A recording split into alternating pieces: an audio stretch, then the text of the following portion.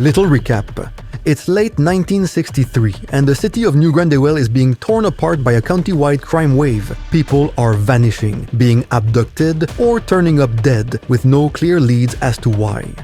You play as a disgraced detective who once led the investigation but was thrown off the case after false misconduct charges.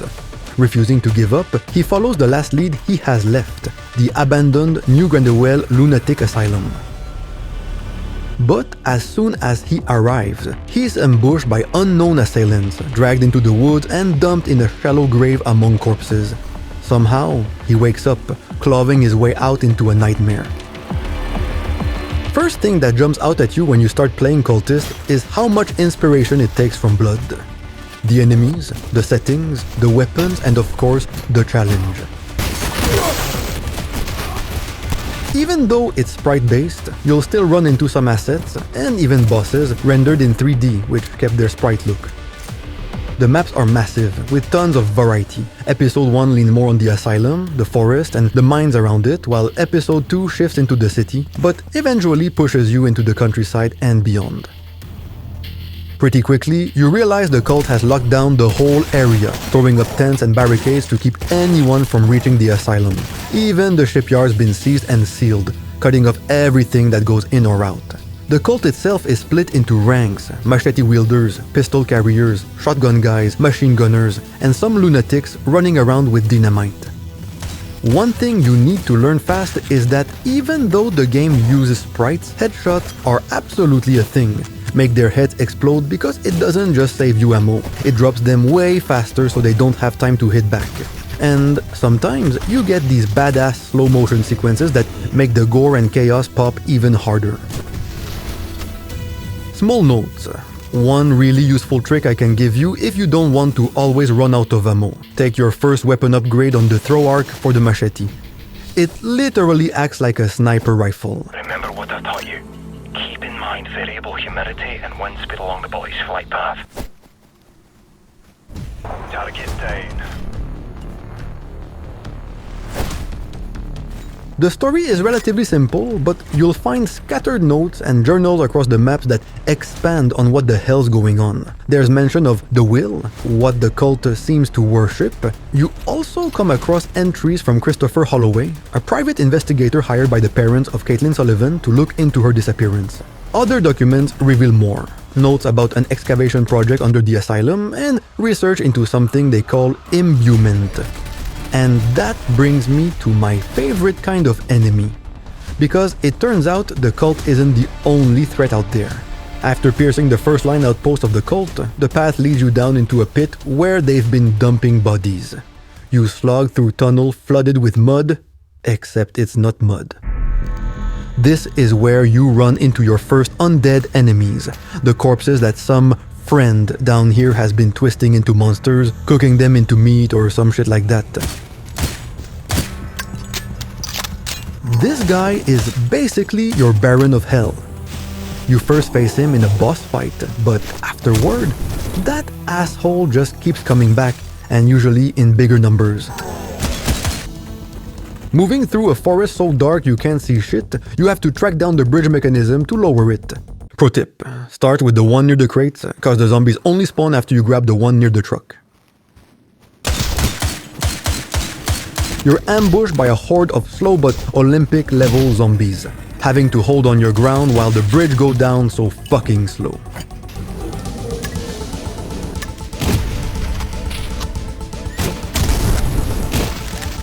The mining town shows some gruesome remains of its inhabitants, with even a few cultists trying to fight them off in a small house. By this point, the enemy roster has expanded with even more dangerous and annoying units. Floating witch bitches who mess with your head and hurl debris at you left 4 dead-style tank freaks ripping chunks of ground to throw your way.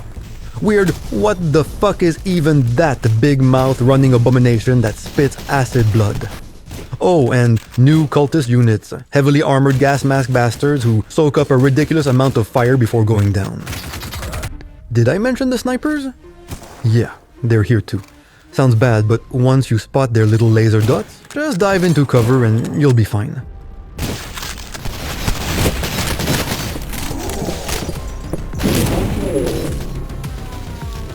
After dropping into the mines and pushing through dark tunnels, you eventually reach a crypt. More details are revealed about the imbuement. Research notes left behind suggest that it may be some kind of parasite. While it grants the host strength and regenerative abilities, the parasite seems to be pursuing something much larger than the survival of its host. Instead of reproducing within them, it used the host to shape the environment it needs, harvesting flesh, turning people into puppets, all under the guidance of the will.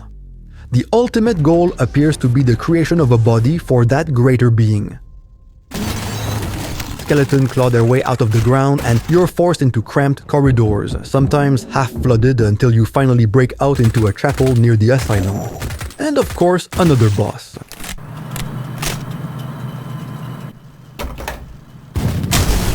A fucking tank. The cult somehow has a motherfucking tank. After waves of cultists and blasting the thing to scrap, you finally make it to the asylum. No surprise, it's heavily guarded and the doors are locked tight, so you must find another way inside. That really got me good. After more bodies and F5ing the shit out of your quick save, you climb to the top of the asylum and drop in. The place is trashed, reeks of ghosts, and even the suits of armor on the walls are swinging at you. After cutting down more witch bitches, and you also encounter the cultist flamethrowers for the first time, you uncover the asylum isn't the real source of the nightmare. Deeper below, you stumble into a massive excavation site. Whatever was dug up here is the root of all this madness, and soon you're standing in the ritual chamber.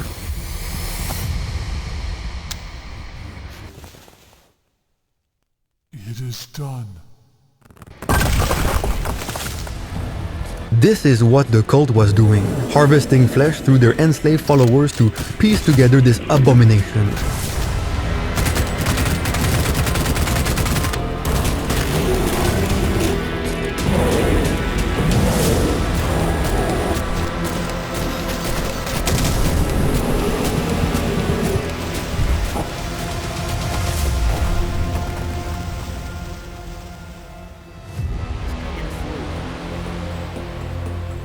Close the gate.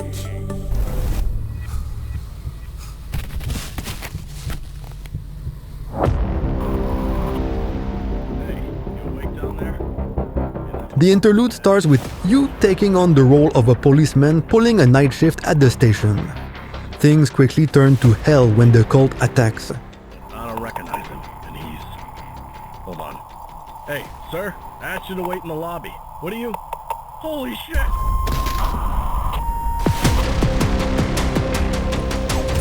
Bodies of your fellow officers are scattered across the floor, and worse, you find some cops still alive, but they've turned, siding with the cult and opening fire on you. They come in two flavors, revolver guys and those big, tanky, heavy armored RoboCop assholes who take a shit ton of fire to put down. The police officers don't have much health, but they've got this clever way of attacking.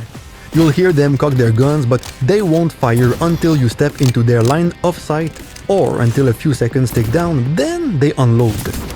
It gives you a nice audio cue to duck into cover and wait them out before moving in and chopping their heads off. As you push through, you discover clues and notes that a corpse of an unidentified man was found a few months ago. The name isn't revealed outright, but the hints scattered across the level all point to the same figure. The Outsider, the detective you played in the last chapter. Somehow, it looks like this guy just can't stay dead.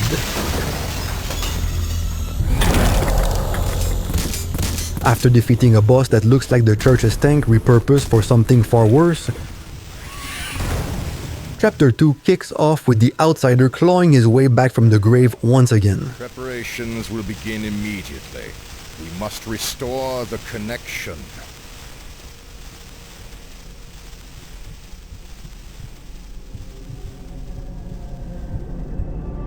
Chapter 2 has some fucking good-looking areas to explore. In Chapter 1, the cult's reach was limited to the asylum and its surroundings, but now they've launched a full-on invasion of the city. You start off brawling with them in the streets before pushing into an apartment complex.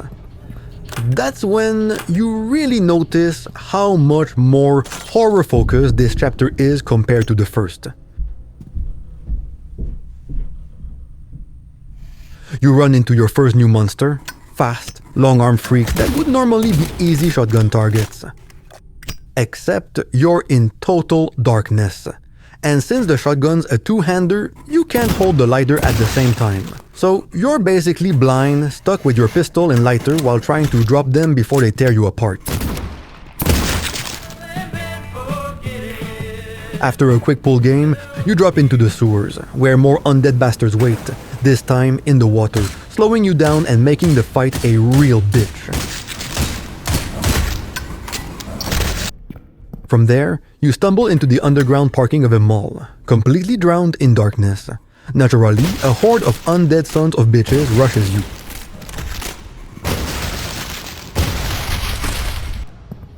Once you restore the power, you climb into one of the best levels since Condemned, because, yeah, the mannequins are back.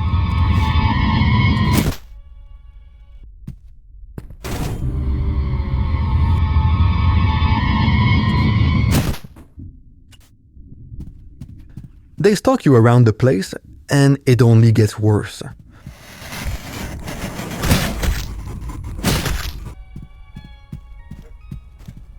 The mall's wrecked, most shops are trashed, but a few still hold some damn useful stuff. There's even a cinema, though the movie list is nothing to write home about. Oh, and the cult? Yeah, they've got a fucking helicopter now. And I hope you don't hate helicopters, because that thing come back a fuck ton of times. Now, keep in mind, this whole level starts in the mall's parking lot, then throws you into a river canyon before pushing you into underground caves to get the power back on. After that, after fighting through cultists, hordes of zombies, chainsaw assholes, and witch bitches, you finally reach the swamp. All of this is packed into the same level. Let me repeat myself, these maps are massive. Next up, a swamp, poisoned by runoff from the slaughterhouse. The water is toxic, so don't even think about swimming unless you want to burn alive before you can say Crudux cruel.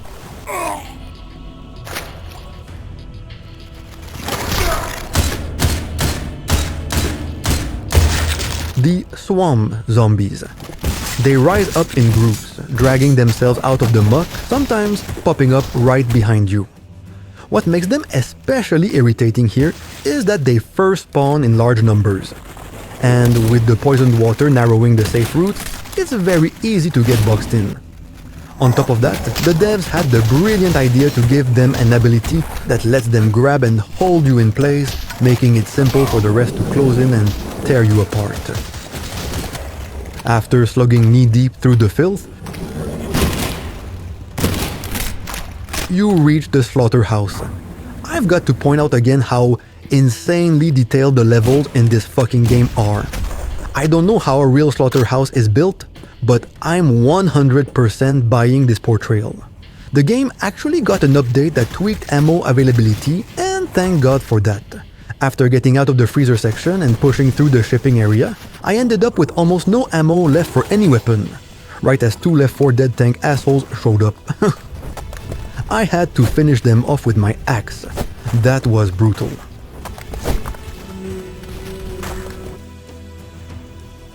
Exiting the slaughterhouse, we now enter one of my favorite levels, the Farmhouse. The place is massive, crawling with cult camps and tunnels everywhere. But the best part? You wander into this ruined, haunted-looking house, step into a closet, and suddenly get Narnia'd into the same house, but back in time when it was untouched, probably before the cult stormed in. That moment gives you a clue about where to find a hidden key behind a painting. Really cool touch. We now end up in a old West-style town. Ah, detective. Honored that you could join us. The old West Town was fun, but I don't know. It felt more like a showcase for survival mode than a fully fleshed out level like the others. You're stuck fighting wave after wave of cultists, cops, and undead until the helicopter makes its return. This time it's a cycle. Blast it until it retreats, fend off another flood of enemies, then it swoops back in. Rinse and repeat. Now, here's the thing, YouTube. Let me explain the love-hate relationship I've developed with the next level. The map is beautiful, massive, packed with areas to explore.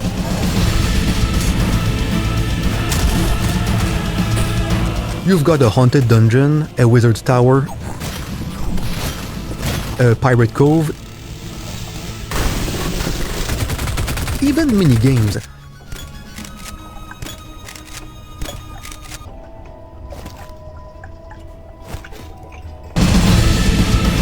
It reminded me of the carnival stage in Blood, but built around a medieval festival.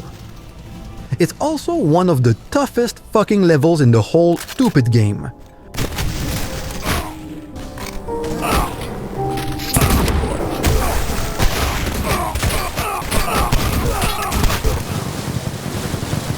I even got lost at one point, wandering in circles, not remembering where the hell to go. But at least the devs give you a map and a few signs to steer you back. At one point, you hit an arena where the helicopter has had enough of just being a machine and twists into a straight-up horror. Okay, that's pretty cool.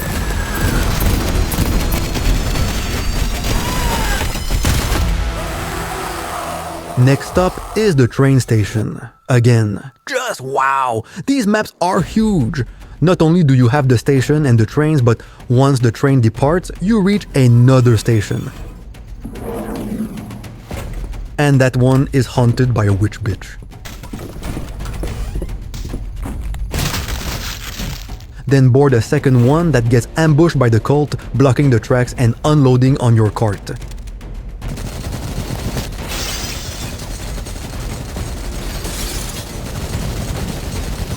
This part was a really good surprise. The game flips perspective, putting you back in the boots of the police officer from the interlude. Armed with a sniper and a 6-shooter, you wipe out the cultist and clear the way so the train can keep moving. Unfortunately, it slams into a martyr, explodes, and derails for good.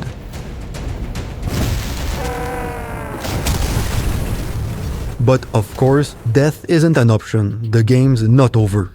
You wake up underground and that's where shit really goes off the rails. Turns out, you're beneath a huge manor. One aspect I do liked in the mansion level was how they added more explanation about the imbuement process and the will. It describes a kind of influence that affects those who become imbued. Not possession or direct mind control, but more like guidance from a voice inside their head. Fuck, you stupid fucking mannequin son of a bitch! The cult loves its golden skulls, and you'll need to track down 3 of them scattered across the mansion to unlock a secret door that leads straight into the next level. The bunker.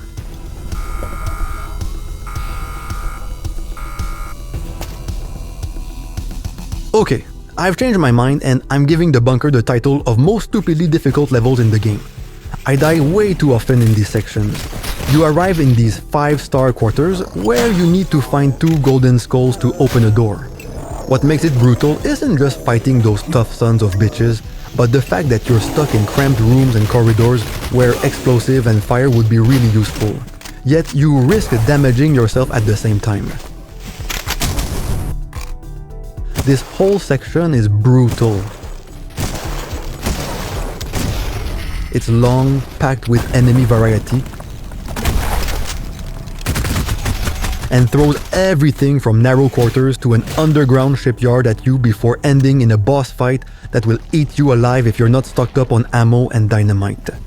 Trust me, you don't want to be stuck swinging machetes here.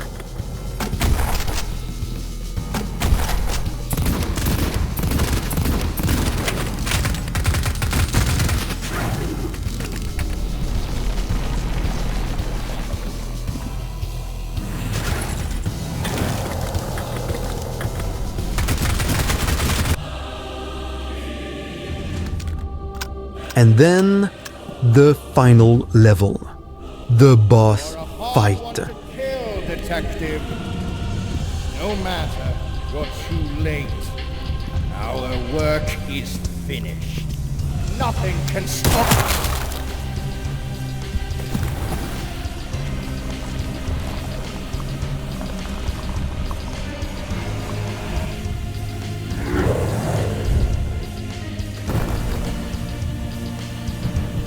You'll be dashing, jumping, crouching, and unloading everything you've got at that Attack on Titan son of a bitch. The power of the will.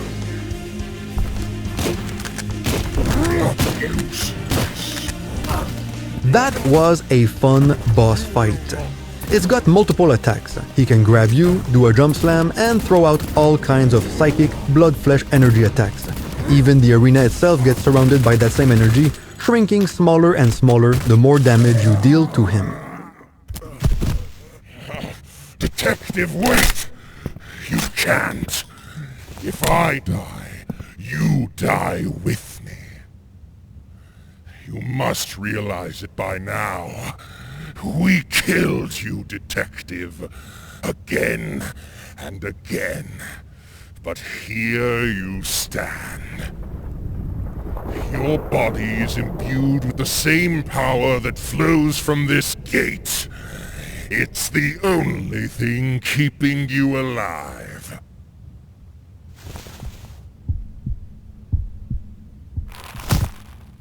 Wait, no! If you destroy the heart, the connection will be severed. You can't do this!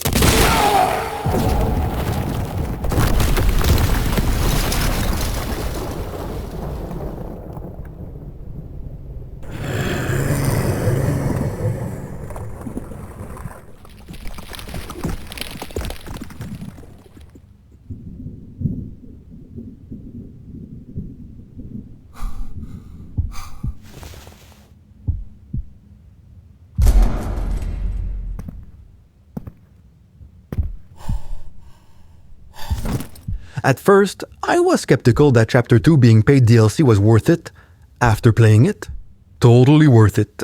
Sure, a few spots, especially around the manor and bunker, pushed me close to annoyed, but it's still damn fun, and the challenge makes it all hit harder.